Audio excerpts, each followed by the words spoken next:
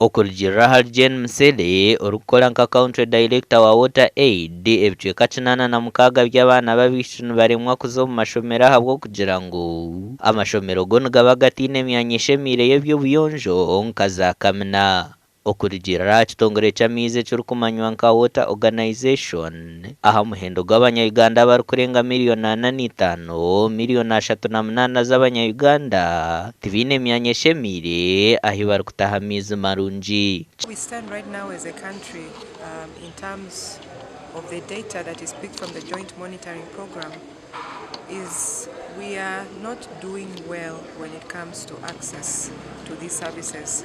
In Uganda, more than 20 million people do not have access to a basic water service. What does this mean? This is a water service that is close to where they're staying, that is giving them good quality water.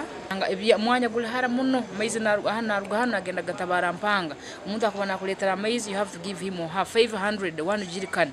Now assuming you want to wash and you want to do other things, how can you manage that? Present and the future generation. That means we need sustainable measures that we need to put in place, and in this, that's why we've developed a catchment management plan where all stakeholders are involved in. Shanjuro ngabantu miliyoni umushanjo mwihanga ariyo natibine myanya mirungi y'ebyobuyonjo nkaza kameneziri ya hamutindo. Ntitukureba nturya remiti cyo kitubajya ngo mureke kuhinga kwika ahamugera sigayo akanya kurebuka ngo amizi gija ningo mwege mure gwija gwabura kutwara ninge n'ekindi mureke toyongere kumebe bintu twendeze n'abana bitu abanyenchakare.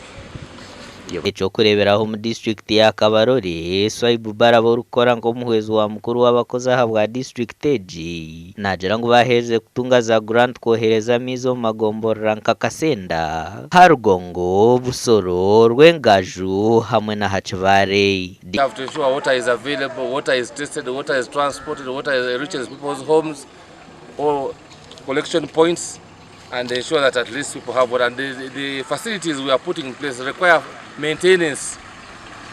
We have a funding gap when it comes to maintenance of these facilities, monitoring, and ensuring that also we have also funds to cater for sanitation costs. Baba Ministry ya mizo n'ubuhangwa n'abagera ngo utaciro nshonga yo nayo kutina kona abo kugira ngo barumune batahe miringo eyo kumara hwikizubeki gasha kwa Agacencwire.